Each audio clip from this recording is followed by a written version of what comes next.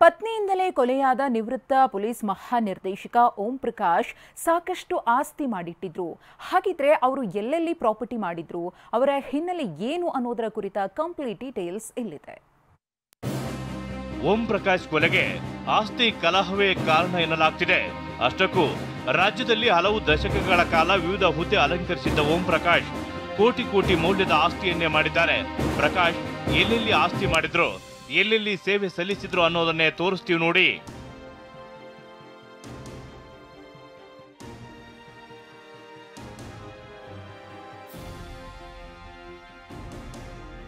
ಉತ್ತರ ಕನ್ನಡ ಜಿಲ್ಲೆಯಲ್ಲಿ ಕೋಟಿ ಕೋಟಿ ಮೌಲ್ಯದ ಆಸ್ತಿ. ನಿವೃತ್ತಿಗೂ ಮುನ್ನವೇ ಜಮೀನು ಖರೀದಿಸಿದ್ದ ಓಂ ಪ್ರಕಾಶ್ 1996ರಲ್ಲಿ ಉತ್ತರ ಕನ್ನಡ ಜಿಲ್ಲೆಯ ಎಸ್ಪಿ ಆಗಿದ್ದ ಓಂ ಪ್ರಕಾಶ್ ಬೇರೆ ಕಡೆ ವರ್ಗವಾದರೂ ಜಿಲ್ಲೆ ಜೊತೆ ಅವಿನಾಭಾವ ಸಂಬಂಧ ಹೊಂದಿದ್ರು. ಹೀಗಾಗಿ ನಿವೃತ್ತಿಗೂ ಮುನ್ನವೇ ಅಲ್ಲಿ ಜಮೀನು ಖರೀದಿಸಿ ಫಾರ್ಮ್ ಹೌಸ್ ಕೂಡ ಮಾಡಿದ್ರು.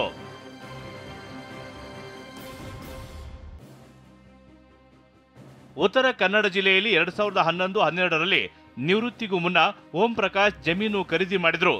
ಸೂಫಾ ತಾಲೂಕಿನ ಸಾಮಾ ಜೊಹಿಡಾ ಗ್ರಾಮದಲ್ಲಿ 2 ಎಕರೆ 20 ಗುಂಟೆಯಲ್ಲಿ ಶ್ರೀಗಂಧದ ತೋಟ ಮಾಡಿದ್ರು. ಇನ್ನು ಈ ತೋಟದಲ್ಲಿ ಸುಂದರವಾದ ಫಾರ್ಮ್ ಹೌಸ್ ಕೂಡ ಇದೆ. ಫಾರ್ಮ್ ಹೌಸ್ಗೆ ಆಗಾಗ ಬಂದು ವಿಶ್ರಾಂತಿ ಪಡೆಯುತ್ತಿದ್ರು. ವಿಷಯ ಅಂದ್ರೆ ಜೊಯ್ಡಾ ಖಾಸಗಿ ಶಾಲೆಯಲ್ಲೇ ಓಂ ಪ್ರಕಾಶ್ ತಂಗಿ ಕೆಲಸ ಮಾಡ್ತಿದ್ದಾರೆ. ಹಿಂದಿ ಪ್ರಾಧ್ಯಾಪಕರಾಗಿ ಕೆಲಸ ಮಾಡುತ್ತಿದ್ದಾರೆ. ಶ್ರೀಗಂಧದ ತೋಟ ಮಾತ್ರವಲ್ಲ, ಕಾಳಿ ನದಿ ಪಕ್ಕದಲ್ಲೇ 5 ಎಕರೆ ಜಮೀನನ್ನು ಹೊಂದಿದ್ದಾರೆ.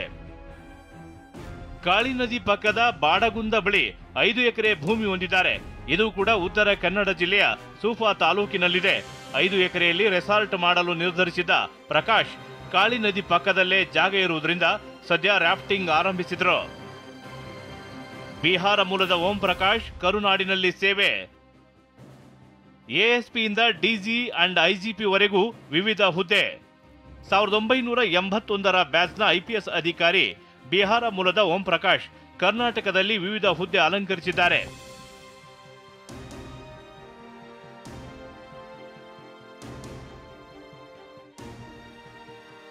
ಓಂ ಪ್ರಕಾಶ್ ಬಿಹಾರ ಮೂಲದವರು. ಇವರ ಮಾವ ನಿವೃತ್ತ ನ್ಯಾಯಾಧೀಶರಾಗಿದ್ದರು.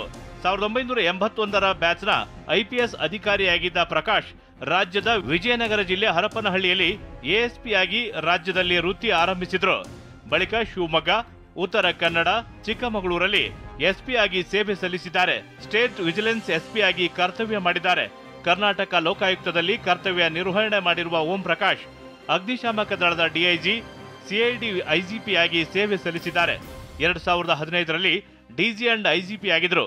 ರಾಜ್ಯದ 38ನೇ ಡಿಜಿ ಅಂಡ್ ಐಜಿಪಿ ಆಗಿ ಸೇವೆ ಸಲ್ಲಿಸಿ ನಿವೃತ್ತಿಯಾಗಿದ್ರು.